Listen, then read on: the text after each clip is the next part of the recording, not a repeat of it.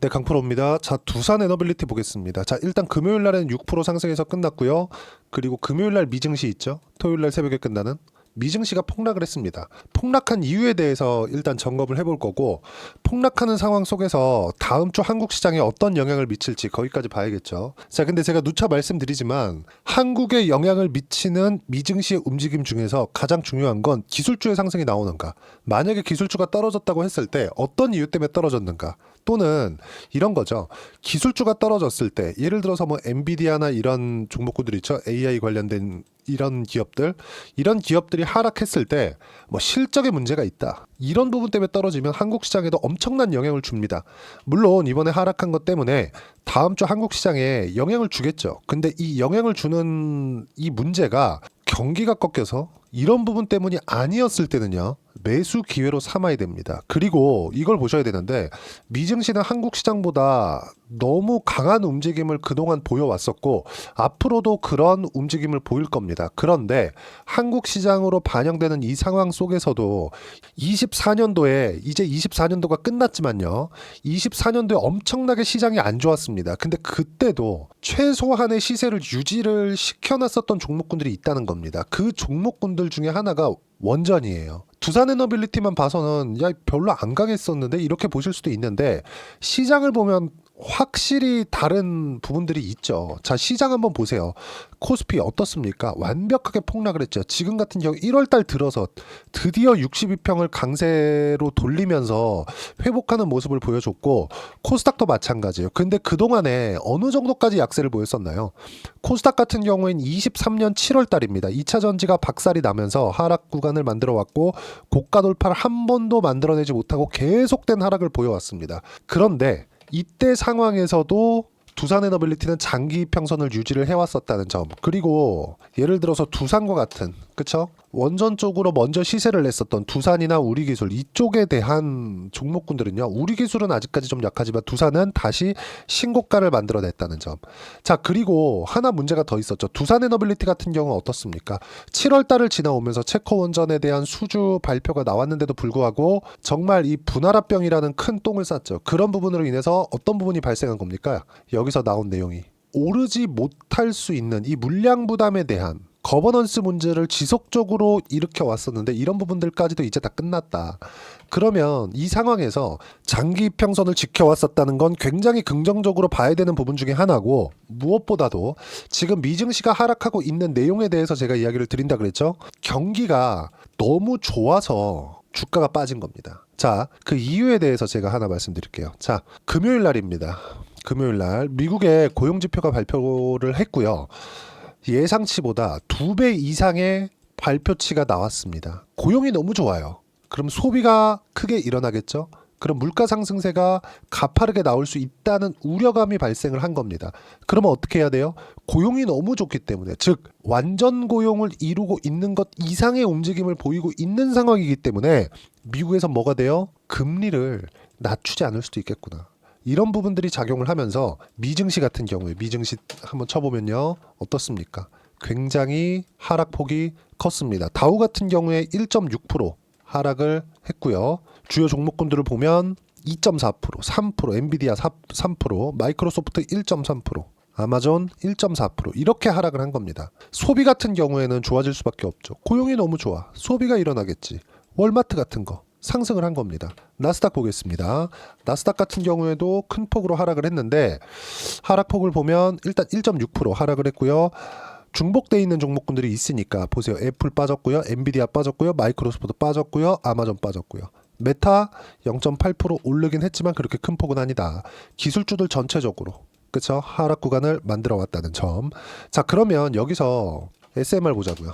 SMR 어떻습니까? 0.2% 상승했다. 미증시 하락한 대비해서 월등히 강한 움직임을 보였다는 점. 자, 그리고 미증시 하락이 문제가 될 게 없는 게 경기가 너무 좋아서예요. 경기가 좋다, 금리를 안 낮출 수도 있다. 만약에 금리를 안 낮춘다는 게 어디까지 가느냐?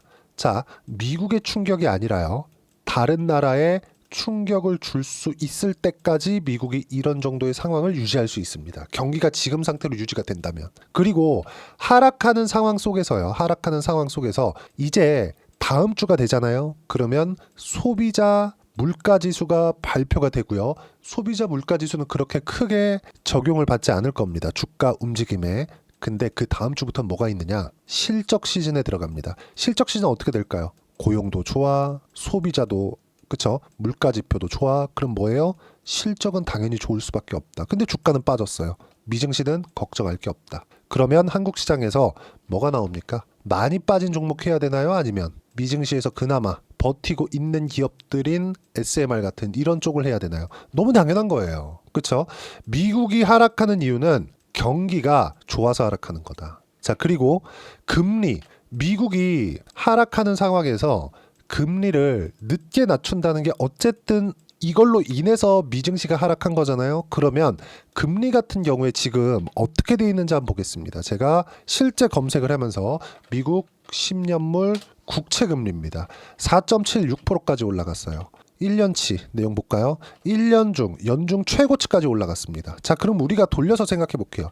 미국의 금리를 다시 높일 수 있을까요? 만약에 높인다고 했을 때 높인다고 쳐봅시다. 지금 기준금리가 4.5예요.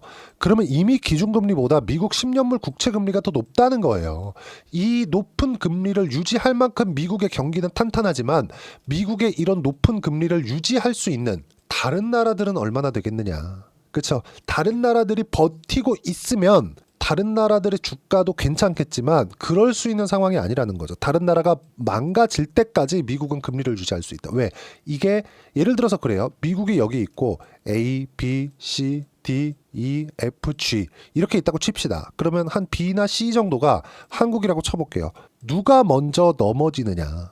그렇죠? 누가 먼저 충격을 받을 거냐. 이런 상황이 벌어지는 거예요. 누가 하나 딱 충격을 받기 시작하면 뭐가 돼요? 미국으로도 다시 타격을 주기 때문에 그때 돼서는 미국도 금리를 낮출 수 있다. 그러면 한국에서 뭘 해야 됩니까? 지금 시장 반등하네? 많이 빠진 것들 해야지. 이렇게 하는 게 아니라 그나마 가격대를 유지할 수 있는 것들을 해야 됩니다. 그렇죠? 그리고 반대로 제가 금리에 대해서는 크게 걱정을 하지 않는 게 이걸 생각해 보시면 돼요. 미국이 금리를 높일 수 있는 환경은 아닙니다. 그렇죠? 과거처럼 그렇죠? 뭐 물가 지수가 6%, 7%, 8%, 9% 이렇게씩 못 올라가요. 절대 못 올라갑니다. 이때는 공급망부터 시작된 물가에 대한 문제가 있었는데 이때는 코로나 당시였잖아요. 지금은 그런 일은 벌어지지 않는다. 그러면 다음 주에 가봐야 알겠지만 물가 지표 자체는요. 제가 실제 보여드릴게요. 소비자 물가 지수 다음 주에 나오는 여기 나오죠. 1월 15일 날 발표가 되고요. 전년비 크게 전년비로 보더라도 예상치가 2.7%입니다. 그렇죠? 이거보다 더 높게 나왔을 때는 시장 충격을 한 번 더 받을 수 있지만 한국 시장에서 버텨왔었던 기업들 그렇죠? 무슨 얘기냐면 미국의 경기는 너무나 좋다. 너무나 좋은 상황에서 미증시가 빠지잖아요. 그럼 이 빠지는 상황에서는 당연히 매수 구간을 잡아야 되고 이 매수 구간을 잡아야 되는 종목군들 중에 하나가 지금 미국에서 인프라 투자를 하고 있는 원전 쪽. 전기 설비를 계속하고 있으니까 이쪽에다가 전기를 갖다 대려 그러면 뭘 해야 돼요? 원전에 대한 투자. 그렇죠. 한국 시장하고 연관 지었을 때 뭐예요? 두산에너빌리티다. 그래서 제가 12월 달부터 누차 말씀드렸던 게 뭐예요? 하락했다. 왜? 정책적인 불확실성 때문에.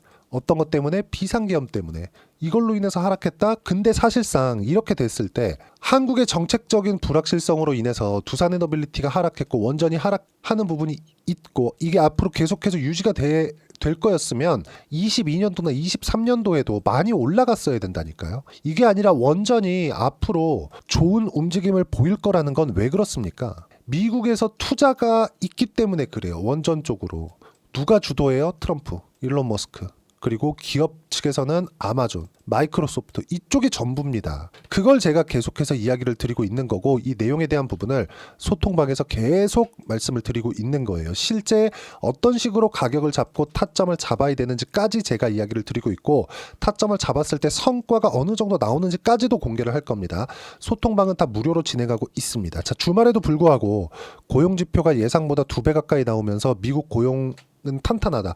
경기가 엄청나게 좋다는 것이기 때문에 금리로 인해서 하락한다면 당연히 매수 구간으로 잡아야 된다는 점을 제가 이야기를 드리고 있는 거고 한국과 연결되는 주도주는 탄탄할 수밖에 없다. 아까 전에 SMR이 상승한 부분에 대해서 이야기를 드렸죠. 뉴스케일 파워, 원전과 바이오는 계속해서 긍정적으로 봐야 된다. 한국 기준 주도주는 좋은 편이다.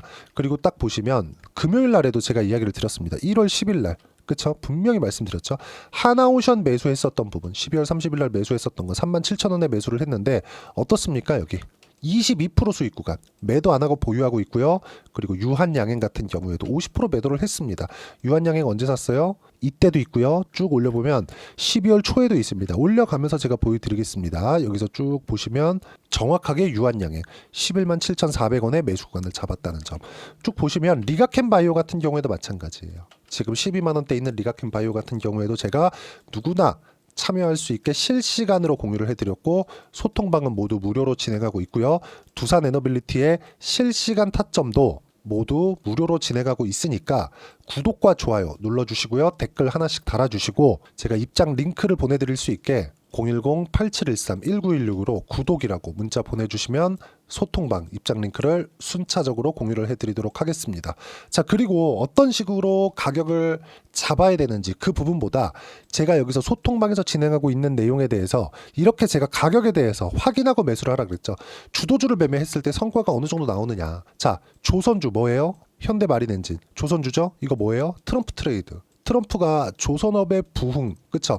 다시 재건을 기치로 삼고 있습니다. 그리고 이때 뭘 했어요? 미 해군에 대한 재건을 하겠다. 그쵸?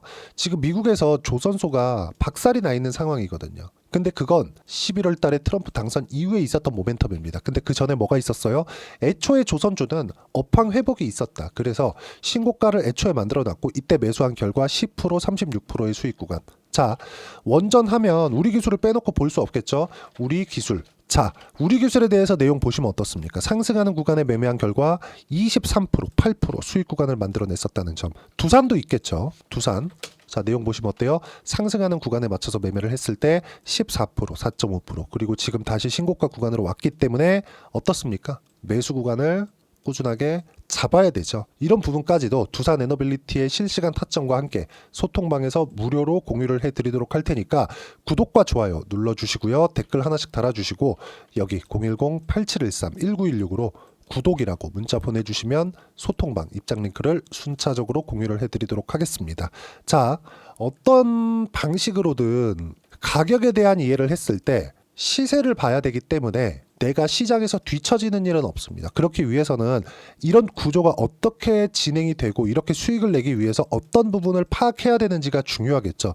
이런 이론적인 부분은요. 여기 두산 에너빌리티의 단기 보유 전략. 단기는 2주입니다. 2주 동안 내가 어떻게 수익 전환을 시켜야 되는 것인지 그리고 2주 안에 수익 전환시키기 위해서는 가격에 대한 이해를 어떻게 해야 되는 것인지 그리고 가격에 대한 이해가 되어 있어야 주도주 그리고 신고가 종목을 내 스스로 파악할 수 있습니다.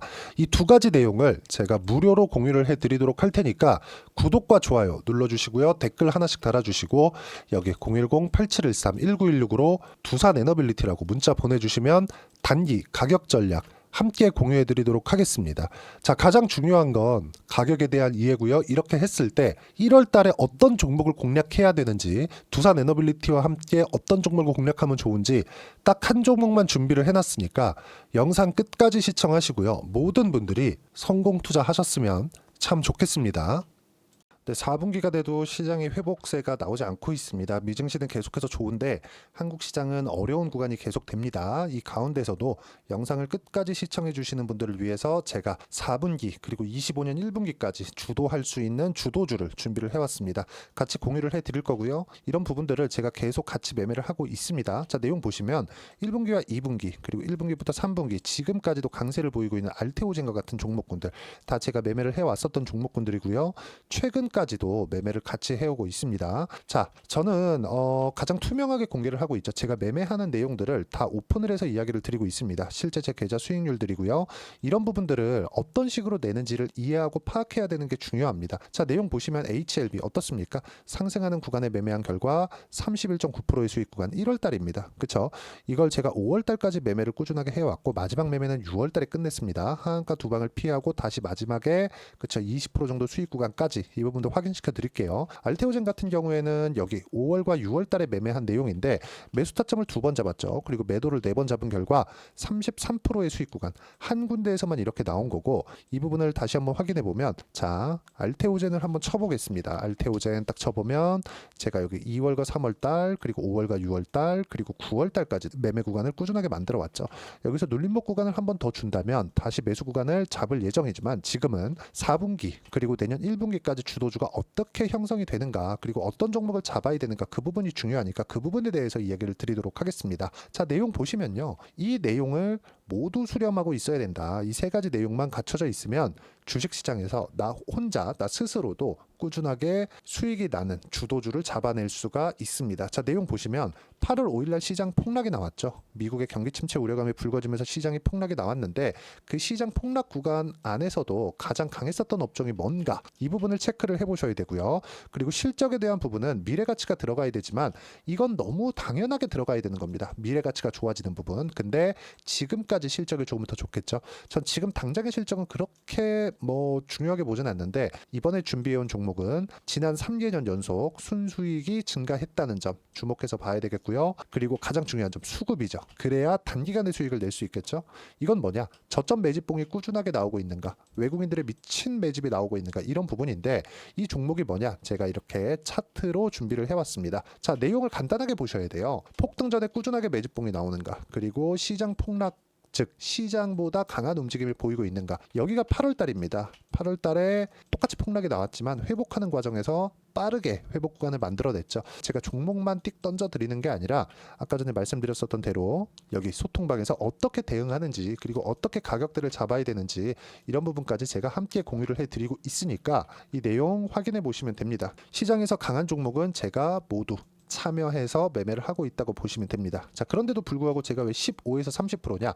구간별로 달라진다는 거죠. 그렇죠? 내가 정확하게 바닥에 잡아서 이쪽에서 팔고 나올 수 없다. 그렇기 때문에 이런 부분을 이해하는 부분이 필요합니다. 그렇기 때문에 제가 여기 소통방에서 책임감을 가지고 운영을 하고 있다는 점. 자, 그러면 이 내용이 1분기와 2분기는 HLB, 1분기부터 3분기까지는 알테오젠, 그리고 4분기부터 25년 1분기까지, 그렇죠? 이 종목을 준비해 왔으니까 받아가셔서 모든 분들이 수익을 내셨으면 좋겠고요. 이 내용은 여기 010-8713-1916으로 주도주라고 문자 보내주시면 제가 여기 소통방 초대와 함께 4분기 주도주 함께 공유를 해드리도록 하겠습니다. 시장이 너무 어렵습니다. 이 어려운 상황 속에서도 정말 꾸준하게 수익을 내기 위해서는 주도주 내용을 반드시 파악을 하셔야 되고, 이 주도주를 가지고 매매를 하시면 충분하게 수익 구간을 만들 수 있습니다. 허황되게 50%, 100% 이런 식으로 이야기 드리지 않습니다. 그리고 이 내용을 꾸준하게 내가 실현시켜 갈 수 있는가, 이런 부분이 너무 중요합니다. 이 내용에 대해서도 제가 소통방에서도 이야기를 드리겠지만, 이 종목 딱 받아가셔서 한번 경험해 보시면 완벽하게 주도주 매매만 하실 수 있을 거니까, 이 내용 010-8713-1916으로 주도주라고 문자 보내주시면 제가 소통방 초대와 함께 주도주를 확인시켜 드리도록 하겠습니다. 타점이나 그런 부분까지 함께 제가 공유를 해 드릴 테니까 받아가셔서 충분한 수익 내셨으면 좋겠습니다.